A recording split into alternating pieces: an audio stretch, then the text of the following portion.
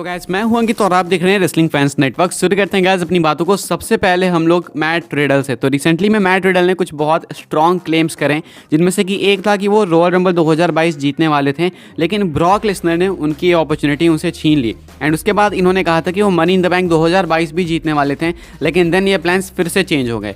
थोड़ा सा और ज़्यादा अगर डीप में मैं आपको जाके कॉन्टेक्स्ट दूँ तो बताया गया था कि ब्रॉक लेसनर जब बॉबी लैस्ली से हारे थे रॉयल रंबल के अंदर, उसके बाद ब्रॉक लेसनर बैक स्टेज आते हैं एंड सबसे कहते हैं कि मैं जाऊंगा अब इस मेंस रंबल मैच में और मैं इस मैच को जीतूंगा। किसी के अंदर पावर नहीं थी कि लेसनर को कन्फ्रंट करे एंड उनके अगेंस्ट बोले, not even in Matt Riddle, ऐसा खुद इन्होंने खुद से बताया अपने बारे में।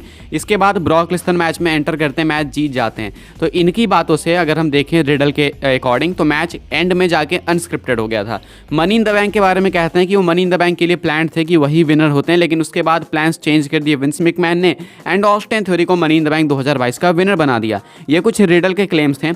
अभी ये क्लेम्स डिबंक करे जा रहे हैं एंड कहा जा रहा है कि ना ही वो रॉयल रंबल जीतने के लिए प्लान थे और ना ही वो जीतने के लिए प्लान थे money in the bank. Royal rumble वाली चीज़ इन्होंने रिंग साइड न्यूज़ के स्टीव कैरियर ने बताई है कि मैट रिडल जो ये बातें कर रहे हैं कि वो रॉयल रंबल जीतने वाले थे, वो कभी नहीं जीतने वाले थे, कभी उनके बारे में सोचा ही नहीं गया था। इसके बाद अगर हम लोग बात करें मनी इन द बैंक की तो डेव मिल्जर कहते हैं कि मनी इन द बैंक 2022 भी मैट रिडल नहीं जीतने वाले थे। हाँ, बातें ज़रूर थी कि वो एक स्ट्रॉन्ग कंटेंडर हो सकते हैं, उनको स्ट्रांगली बुक करा जाएगा, लेकिन वो कभी भी चुने भी नहीं गए थे, सोचे भी नहीं गए थे कि ये बंदा जीतेगा अपना मनी इन द बैंक 2022। ये कुछ बताना था मेल्जर का। तो अभी के हिसाब से बेसिकली अपडेट यही कहती है कि मैट रिडल एक झूठे मक्कार हैं, ऐसा लोगों का कहना है, रिपोर्टर्स का कहना है, एंड वो झूठ बोल रहे हैं। ना ही वो रॉयल रंबल जीतने के लिए प्लान थे, ना ही वो मनी इन द बैंक जीतने के लिए प्लान थे। सिर्फ अभी वो क्लाउड चेस करने के लिए, अपने नाम को वापस से मीडिया में घुसाने के लिए ऐसी बातें कर रहे हैं। एंड अगर आप लॉजिकली भी सोचो, क्या आप इमेजिन कर सकते हो कि रेसलमेनिया 38 का मेन इवेंट डब्ल्यूडब्ल्यूई ने कभी सोचा भी होगा कि Roman Reigns versus Matt Riddle होगा? कोई सोच भी सकता है इस चीज़ को? मनी इन द बैंक में एक पल को मान भी लूँगा, लेकिन वो तो मान ही नहीं सकते हैं। तो मैट रिडल को यहाँ पे इन रिपोर्टर्स ने झूठा साबित करा है। कहते हैं कि भाई ये फुल्ली झूठ बोल रहे हैं, कंप्लीट झूठ है, कभी ये प्लान्ड नहीं थे कुछ भी जीतने के लिए। आगे बढ़ते हैं गाइस, बात करते हैं अगली स्टोरी के बारे में जो कि अपनी रिलेटेड है बो डैलिस को लेके। काफ़ी टाइम से बो डैलिस की हमने बात नहीं करी। एक टाइम पर हमने सुना था कि जो अंकल हाउडी हैं वो मे भी बो डैलिस हो सकते हैं, लेकिन फिर सुनने में आया कि अंकल हाउडी कभी शायद डब्ल्यूडब्ल्यूई वापस ना आए। फिर हमने सुना कि अंकल हाउडी आ सकते हैं, उनकी स्टोरी कंटिन्यू हो सकती है, लेकिन फिर ये प्लान्स वापस से डब्ल्यूडब्ल्यूई ने वहीं के वहीं छोड़ दिए। यानी कि अभी के हिसाब से अंकल हाउडी शायद आपको देखने को ना मिले, लेकिन बो डैलिस आपको स्टिल देखने को मिल सकते हैं, बिकॉज वो स्टिल डब्ल्यूडब्ल्यूई के साथ एक्टिव हैं। उनका WWE status PW insider clear करती है, कहा जा रहा है according to reports from PW insider, ये जो बो डैलिस है वो स्टिल डब्ल्यूडब्ल्यूई के साथ हैं। यानी कि अभी भी डब्ल्यूडब्ल्यूई चाहे तो उनको बुक कर सकती है किसी भी मैच के अंदर, कभी भी वो आ सकते हैं। अब देखो भाई, अगर मैं आपको बताऊं, अगर डब्ल्यूडब्ल्यूई को सही में लाना चाहती हो तो रॉयल रंबल एक परफेक्ट प्लेस हो सकता है, बट आई डोंट थिंक कि अभी बो डैलिस मेंटली प्रिपेयर्ड होंगे इस चीज़ के लिए, बिकॉज उनके भाई ब्रे वाइट अभी रिसेंट में ही गए हैं, रिसेंट में ही बेचारे अनफॉर्चुनेटली इस दुनिया को छोड़ के चले गए। सो आई डोंट थिंक कि अभी 1-1.5 साल किसी भी कंडीशन में बो डैलिस अपने काम पे इस काम में स्पेशली रेसलिंग में फोकस करने वाले हैं। तो मेरे अकॉर्डिंग डब्ल्यूडब्ल्यूई अगर अभी चाहे भी तो बो डैलिस को नहीं लाएगी, लेकिन अभी के हिसाब से ये कंफर्म है कि वो अभी भी डब्ल्यूडब्ल्यूई के साथ एज ए एम्प्लॉय काम कर रहे हैं, मतलब वो एम्प्लॉयड हैं अभी भी। तो ये एक बहुत अच्छी न्यूज़ है। आगे जाकर अगर कभी मन होता है बो डैलिस का तो मे बी वो डब्ल्यूडब्ल्यूई प्रोग्रामिंग पे आपको देखने को मिल सकते हैं। अभी तो खैर ये चीज़ नहीं हो रही है। आगे बढ़ते हैं गाइस, बात करते हैं अगली स्टोरी के बारे में जो कि है अपनी रिलेटेड केविन पैट्रिक से। केविन पैट्रिक को आप लोग जानते ही होंगे। केविन पैट्रिक यानी कि करंट स्मैकडाउन के लीड अनाउंसर। स्मैकडाउन में वो कमेंट्री कर रहे हैं कोरी ग्रेव्स के साथ में, एंड काफ़ी सारे लोगों को ये चीज़ बिल्कुल भी नहीं पसंद आ रही है। काफ़ी सारे लोगों का कहना है कि भाई केविन पैट्रिक एज आप कह लो पीछे बैक स्टेज वो जो होते हैं इंटरव्यू लेने वाले केला ब्रैक्सटन वाले रोल में सही लगता है, लेकिन कमेंटेटर के तौर पे बिल्कुल फेल कर रहा है, ऐसा काफ़ी सारे लोगों का इंटरनेट पे कहना है।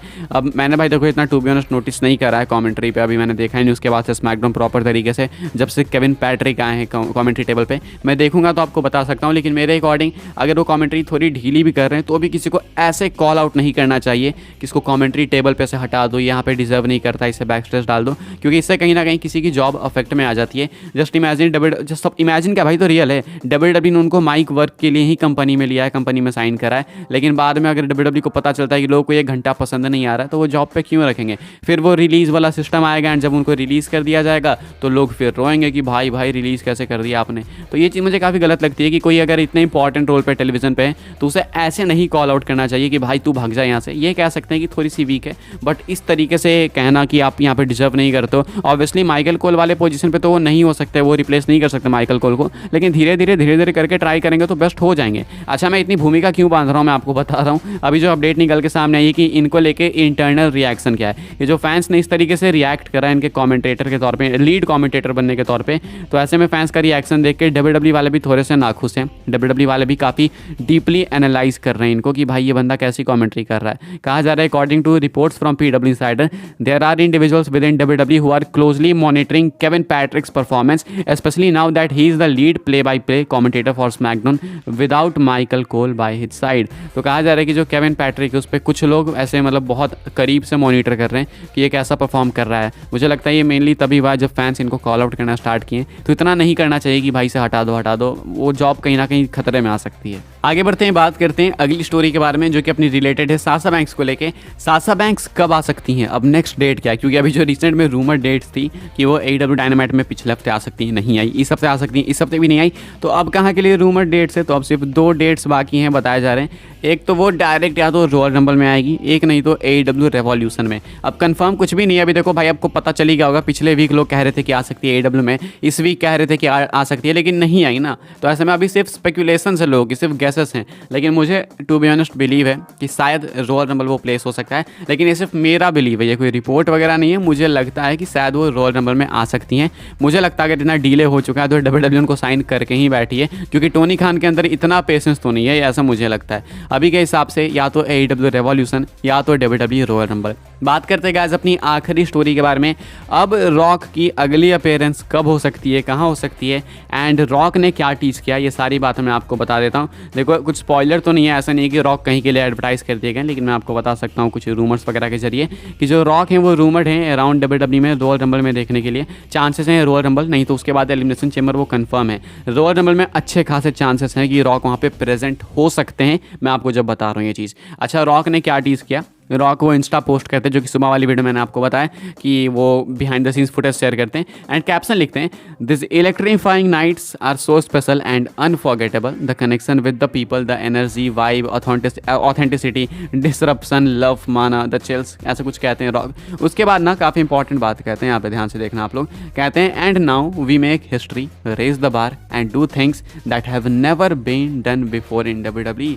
ये काफ़ी इंपॉर्टेंट है। कहते हैं कि अब हम लोग बनाएंगे इतिहास, अब हम लोग हिस्ट्री क्रिएट करेंगे, जो बार है उसे ऊपर उठाएंगे, यानी कि कंपटीशन काफ़ी ऊपर कर देंगे। एंड कहते हैं कि ऐसी चीज़ें करेंगे WWE के अंदर जो कि आज से पहले कभी हुई नहीं है। अब ये ऐसी चीज़ें करेंगे, यानी कि उसके लिए इनको WWE में प्रेजेंट होना पड़ेगा, यानी कि ऑलमोस्ट एक फुल टाइम रन के तौर पे आपको देखने को मिल सकते हैं रॉक आने वाले टाइम में। ऐसा कुछ ये टीज करते हैं, एक्सपेक्टेड वही रॉयल रंबल के आसपास से अपीयर हो सकते हैं। इस वीडियो के लिए गाइस ये कुछ अपडेट्स है। आई होप आपको वीडियो पसंद आई हो। आइए तो वीडियो को लाइक करें, शेयर करें, सब्सक्राइब करें चैनल को, ताकि आने वाले टाइम में आपको और भी ऐसे WWE की न्यूज़ रूमर अपडेट्स मिलते रहे। फॉलो कर सकते हैं आप लोग मुझे इंस्टाग्राम एंड ट्विटर पे, लिंक आपको मिल जाएगा डिस्क्रिप्शन में। ज्वाइन कर सकते हैं व्हाट्सएप चैनल को, उसके भी लिंक है डिस्क्रिप्शन में। मिलता है नेक्स्ट ऑफर काफ़ी इंटरेस्टिंग वीडियो में।